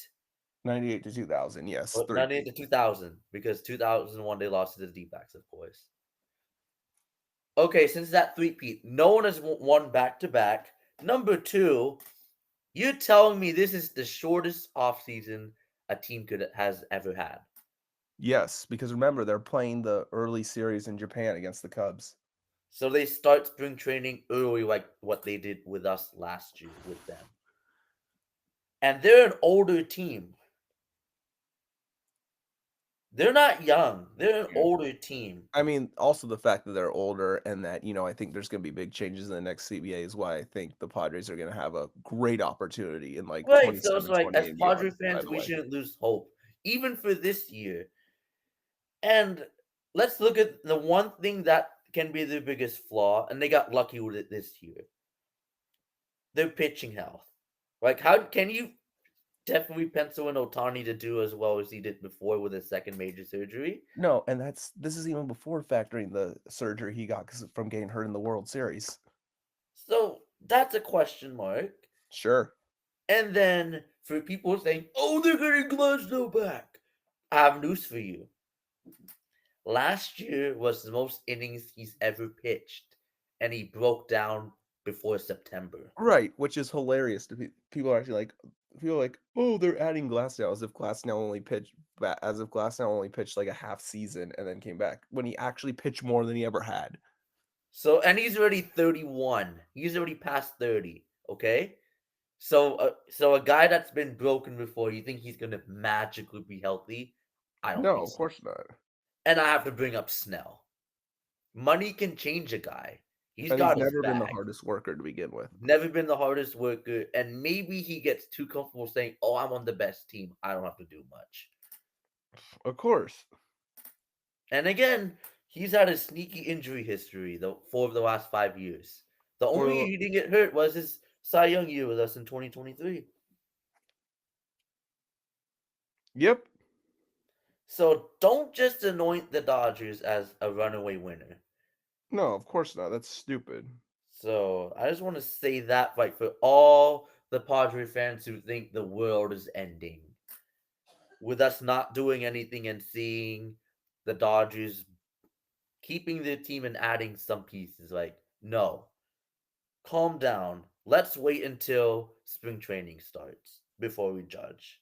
Yeah, it's because it's stupid. Like, I'll just say, like, baseball fan Twitter is the worst because Yes. it's the same stupid cycle every year. People are like, "Oh, the Dodgers ruining the game. Nobody else has a chance. Why even bother to watch the season?" And then like the season starts, their team, does better than they think. The Dodgers suffer a couple injuries, and they're like, "You know what? We can take these guys." It's like it's the same stupid cycle every year. It repeats itself endlessly. Yeah, we went on a full tangent there on baseball. I think this was much longer than we thought. Yeah, and I still wanted to get to some football tonight, so let's not waste any more time. I mean, we Yeah. more than covered everything we needed to cover. Let's get Yeah, into I mean we've had a fair share of games already this week 17. in the NFL. Yeah, the Yeah. week's half over because of the Christmas games and the Thursday night game and the Saturday games.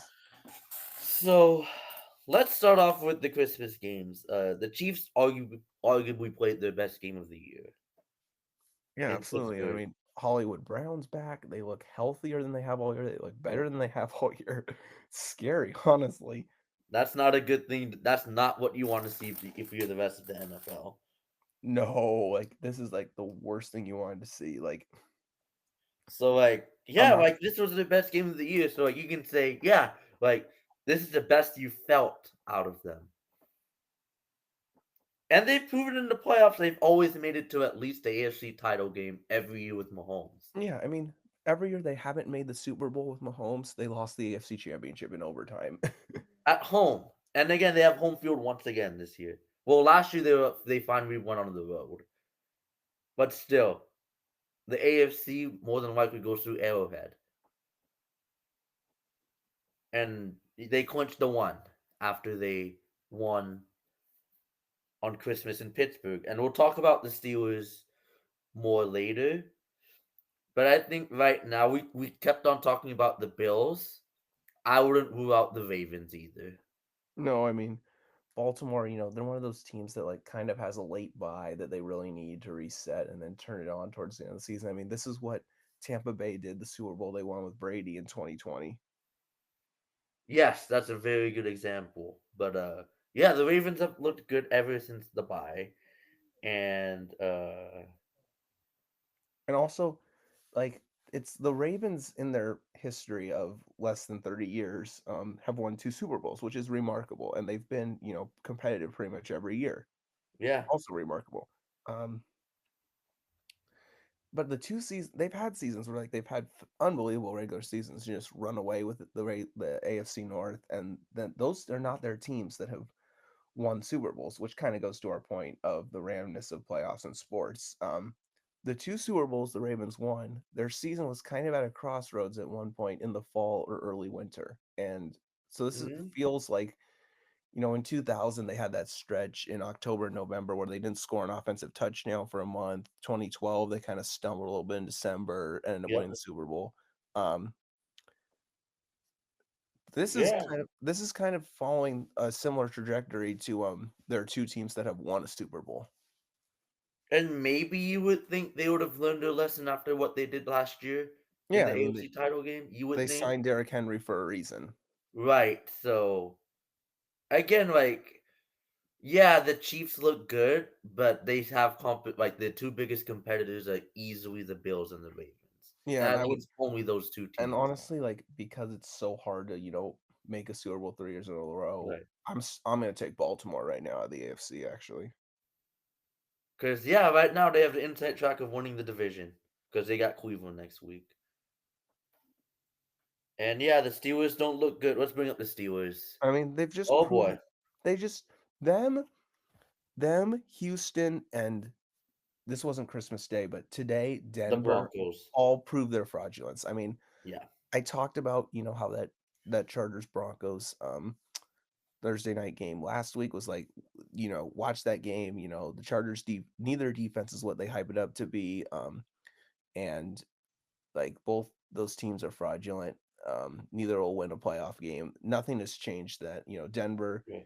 again, they had to play a good offense today. They gave up 30 points and Burrow threw for like 300 something yards. So Yeah, and the and Bengals are hanging on the thread. yeah, I mean, they have too many things need to happen for Cincinnati again, though, and I think Denver will still escape a choke because Kansas City is going to be resting their starters because they have the 1 seed wrapped up. So I think Denver's going to still squeak in, but that team's getting absolutely blown out by Buffalo Right. in the first round. I agree. So yeah, I think again it shows you. Yeah, like there's only three teams that can win the AFC. It's KC, it's Buffalo, it's Baltimore. Yeah, I And mean, and were you gonna say something else? no, regarding the AFC, no. So yeah, it's disappointing to see what the Steelers have done the last 3 weeks because yeah, they looked good before that, but now that's all gone.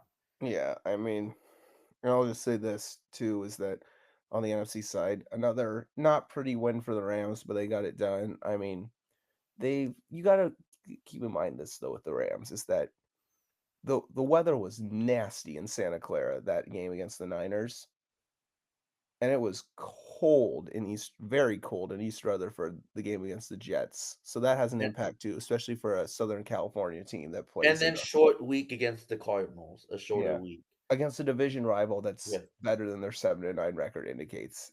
Right, and the Cardinals blew them out the first time out. Yes. So like I mean that's still like they're getting the wins, that's still, with Stafford and those receivers and McVay, that's not a team that if you're, Detroit, Minnesota, Philly, like the favorites in the NFC, like you don't want to see the Rams. I still No, believe that. no, because like I mean, and they're an this is example of showing a they can win multiple ways. They don't have to like outscore you to win. This is showing you they yeah. can win multiple ways. And this is an example of what we said earlier of a team that can turn it around quickly after being in a quote unquote bad situation. If I told you 2 years ago, after well, yeah, they won the Super Bowl in 2021, but they had the bad year in 2022, they would have made the playoffs back-to-back years. Would you believe me?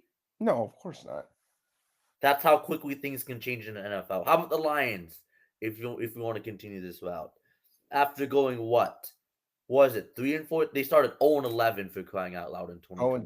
10-1, I think it Oh, was. 10-1, whatever it is. Like they were winless their first 11 games. If I told you they would have winning seasons, they would have a top 2 seed in 2023 and potentially the 1 seed in 2024 in the NFC. Would you believe me? 36 months ago. No, absolutely not. That's how things can change in the NFL, and hopefully that can trickle into baseball as well. And I think it will because for all the reasons we talked about, like they have to. They're not dumb. Like Manfred's a little. Manfred's not as dumb as I thought he was. He's aware, and his comments prove that to me. Right. So just wanted to throw it out one more time, but yeah, and then we don't have to talk about the abysmal Thursday night game that No, that happened. was disgusting. That was the If the Bears. Seahawks do make it in, They what do won't. they They need won't. no because there's Just no. like basically what I'm saying, why the Rams are in, they need a lot of things to happen tomorrow that aren't going to go their Well, way. I mean, they needed 3.5 wins, and before someone says, "How can you have a half win? A tie is a half win, half loss." They needed 3.5 wins from a certain number of teams. One of those teams was Cincinnati, so that already happened. So it's down to 2.5. Another one is it could come from is Buffalo, who's playing the Jets in Orchard Park. So That that'll go down. yeah, and the other ones, there's teams that are favored, like Minnesota. I know they're playing the Packers. Minnesota's one of them. I know they're playing the Packers, but that's at home. Here I'm pulling it up right now. Because it's fascinating, like this strength of wind thing. I know. I never thought a win would come to that. No. But I yeah, like, the Seahawks need a lot of things to go right, not on top of winning against the Rams. yeah. I Next week. mean, so okay. Commanders. They're at home with a chance to clinch a playoff spot against rookie quarterbacks. So I would say that happens too. Right. Um, yeah. I mean, and if I'm not mistaken, that's 3.5 wins. Not this week, but You have any to of the think week. into next week as well. Yes. So like it's already down to 2.5. After Buffalo, it'll be certainly down to 1.5, in my opinion. And And then I then think Minnesota and Washington win on Sunday too. So then it's over. then it was be over. And I just can't see the Rams losing at SoFi to the Seahawks anyways, the way Seattle looked in that game. Right. And the fact that the Rams already beat them in Seattle earlier this year. Right. So that's why we think the Rams are in good shape. So yeah. And we've been talking about some anniversaries recently. I know you have, especially on Twitter. But well, most people will listen to this on early Sunday morning, uh December 29th. Do you want to go back 11 years ago what happened on that day? Of December 29th, 2013. The last time the San Diego Chargers made the playoffs was because of this game. This was a game that I'll never forget. This was a game that almost made me angry. But we survived and won the point. This is the game Suckup missed the field goal at the end of regulation to win the game for the Chiefs.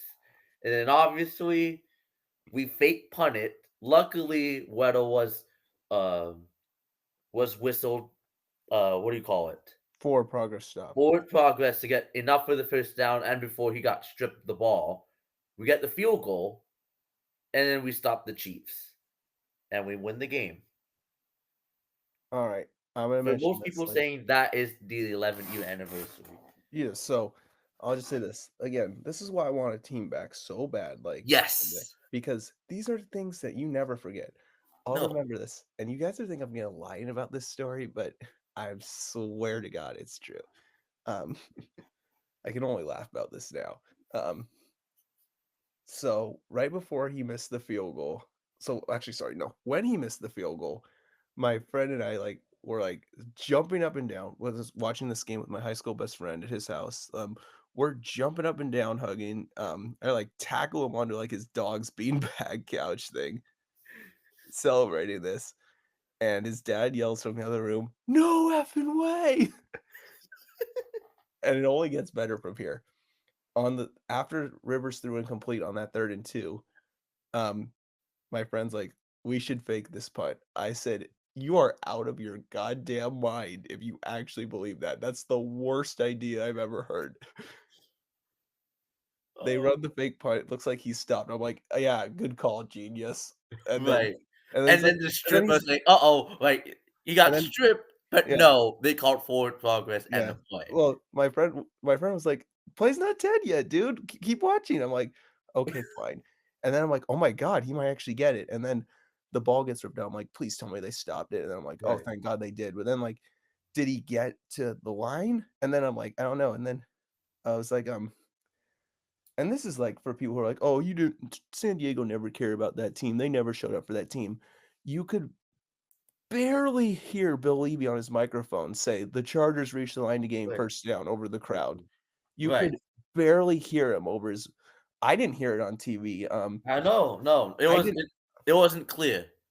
I didn't hear him say it on TV live, like, I was like "Did he say first down?" I said to my friend, I was like, "He said we got the first down, right?" He's like, because he pointed, I was like, "He said we got the first down, right?" I'm like, "Yeah, he said we did." I was like, "Oh my god," and then, you know, ugh. And And then, like, I remember after that Chase Daniel threw incomplete on that 4th and 15, after he crossed the line of scrimmage as yeah, well.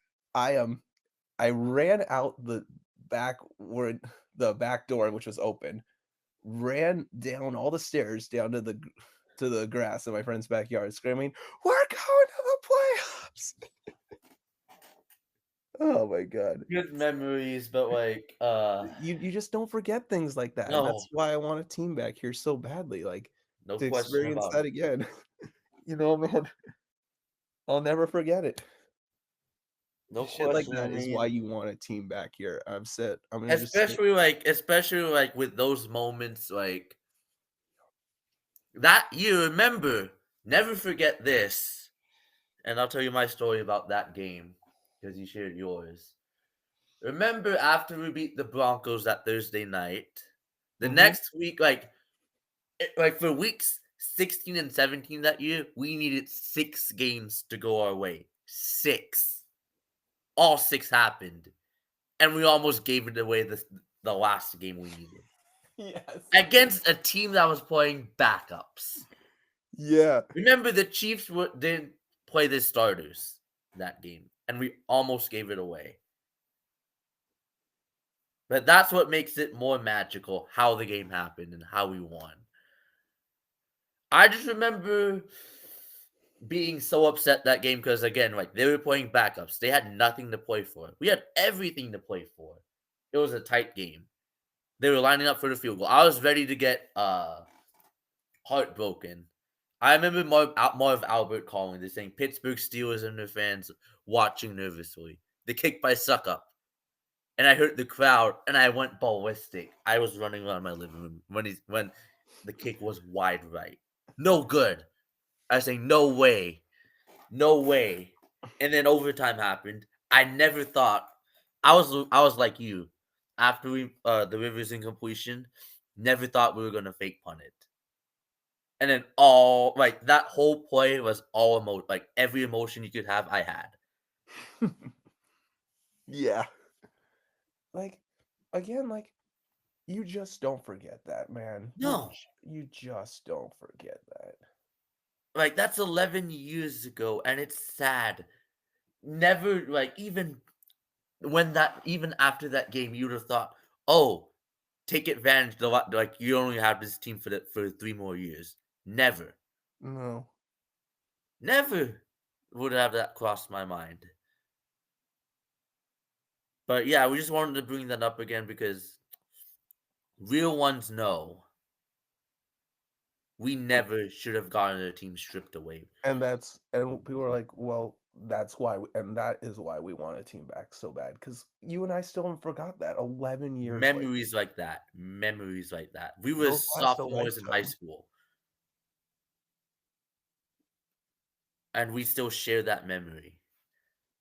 Mm, And we just hope the next generation of San Diegans to get to experience those memories as well. of course. I mean, like I said, you and I are in our mid-20s. We're gonna get to a point where our friends that we grew up with experiencing that are they're gonna start, having kids, in the next few years, really. And then when they're old enough, we want them to have a team like we did Right. And hopefully we to can share experience what we did. yeah. And hopefully we can share more success with better ownership when that happens. Yeah, and like we said, like like we were talking about, like you can go from zero to like good fast in the NFL if it's done right. So, Right. and remember, I've said this before. Carolina and Jacksonville in the 95 draft got an extra pick between the first and the second round, as did the Browns when they were reactivated in 99, as did the Texans in 2002, got that extra pick between the first and second round. I mean, it can happen. I mean, the Browns just have had poor management since they were reactivated.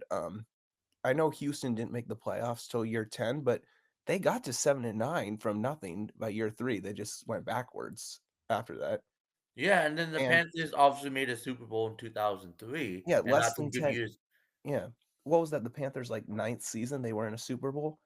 Them and And they had Jackson, good years in between year 1 and year 9 as them well. and them and the Jaguars both made a conference championship in year 2. Year 2. We literally almost we literally almost had them playing each other in the Super Bowl their second year in the league. Yeah. And the Jags had other good years when before they got run to the ground. Like, remember, The growing up, the Jaguars were Jags were a good. good team. The Jags were a good team with Coughlin. I don't think anybody can. Even with Del Rio, they had good teams. Sure, I mean, not they weren't as good as they were with Coughlin, but No, they but they would either win double digit games or they would make a divisional round. Like that happened. for sure. So again, we deserve better again as a city and as a fan base than what we got with Dean Spanos.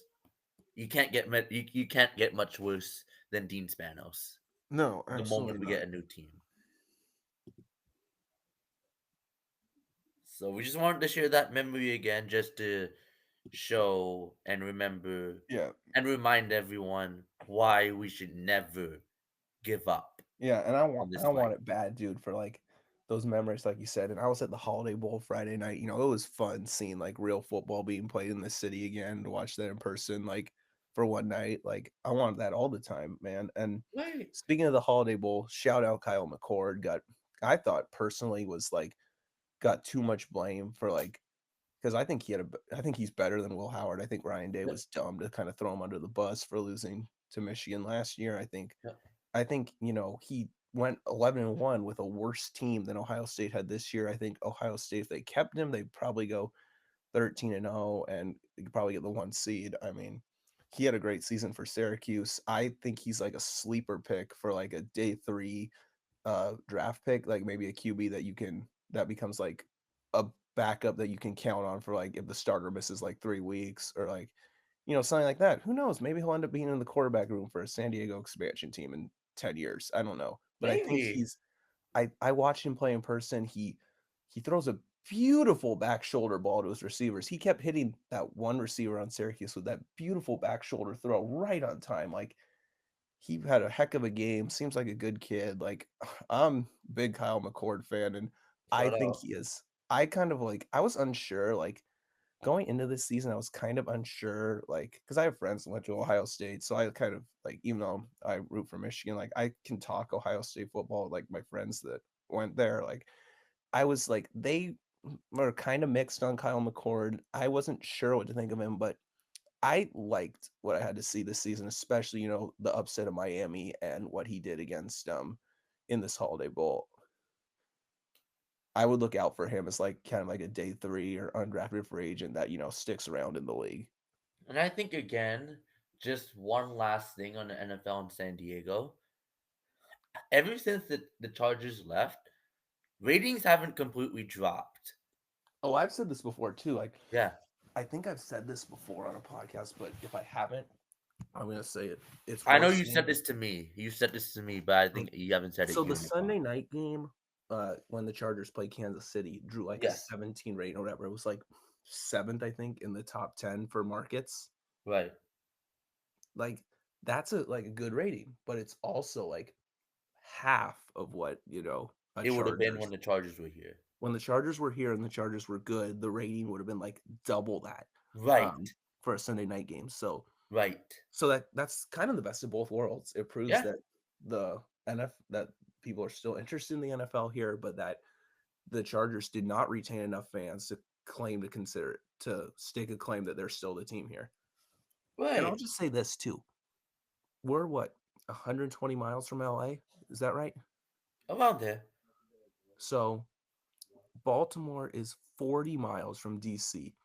If Hmm. Jack Kent Cook, one of the greatest owners in the history of all sports, could not make the Joe Gibbs led Washington Redskins into Baltimore's team during the time that Baltimore did not have a team, which coincidentally coincided with two of the Redskins' three Super Bowls. And they were like a great dynasty team, like with Joe Gibbs during that time. Yeah. If he could not make them into Baltimore's team at that time, how the hell do you think that Kroenke or especially Spanos could do it with their team here? They can't. They can't. Yeah. So like it's like and again, if the NFL and you would think they're paying attention, and I think there's some people in that I still believe in NFL offices or NFL owners. No, it was a mistake leaving San Diego. Well, And what? Jerry Jones said Yes. after the Chargers left, he still hadn't given up on San Diego, and we know how much power Jerry Jones has. Yes. And I just think again, And of if course, there was the the league is unnamed not dumb, NFC executive that said we should have given him the puppy right? or whatever that comment was. Right. Like the league isn't dumb. I think the league is still noticing and they are aware that we still have a fan base that cares about the league. I mean, And we will support a new team here. No yeah, question about it. I mean, Again, the only issue is getting the stadium, yeah, getting of the course. ownership. I mean, That is the only roadblock. but Besides that, we have everything else. I'll say this about the stadium too. It's like people are like, where are you going to put the stadium? Like they wasted Mission Valley on Snapdragon. Okay. First of all, I've talked about the suburbs over and over and over again. So it's again, anything south of Pendleton, east of Imperial County, and north of the Mexican border, like, is good. Anywhere with a presence of people. Yeah, which is pretty much anywhere. I mean, and like you don't have to drive all around the county looking for an empty slot of dirt. I mean, there have been there are like abandoned buildings where you can like tear down an abandoned building and build there or something. Like I Right. just found out in the last week, I've found out about two buildings that have been abandoned for years that I didn't even know were abandoned. One of them I didn't know existed. So Where? there's one in Mission Valley. Like, did you see that thing like where the kitchen set on fire in some building that's been abandoned for like 6 years? Interesting. And then I found out that the Fries, which is actually near on the way at least to the Mission Valley site, has been abandoned since 21. I didn't even know that. Whoa. So I'm not saying like build there. I'm just saying like there's all kinds of like abandoned buildings and stuff or things that can be moved like to You can like be build. Like creative with you don't it. have to identify an empty lot. There's anywhere there can be like an abandoned warehouse or something. Yeah. Like there was one stadium recently where like it was built on there was like an abandoned something on the site that they knocked down to make room for it. I forget which one it was, but you get the point. Yeah. So like Yeah, and also it's not easily identifiable. Like people were like, oh well, the Hollywood racetracks at the Inglewood site, like but yeah, that's where SoFi is. That's the one I was thinking of. there you go. So like, yeah, I'll just say that. I mean, Well, the you, bottom line is like you just have to find a person, an owner, or a group that's way more committed and way more truthful than this snake known as Dean Spanos. Yeah, of course. I mean, it's not hard. And, with financing districts and the whole thing of like, well, like a concept like Measure C would only need 50% plus one now because of if it's a citizens initiative because of the August 2017 ruling. Like, there's so many possibilities, and it's so possible. I don't care what anyone says. And again, it's like going back to 2016. Why would people would have supported a guy with a reputation that had the reputation of Dean Spanos? Yeah, of course. I mean, I've talked about that before, and it's so true. Right. So, yeah, I think that's a pretty good way to close it out. A lot of stuff we talked about. Like, yeah, this felt good to talk this much to get the ugly loss that happened today off our chests and talking about other stuff regarding the world of sports. Yeah, so thanks for listening, guys. I'll probably be back.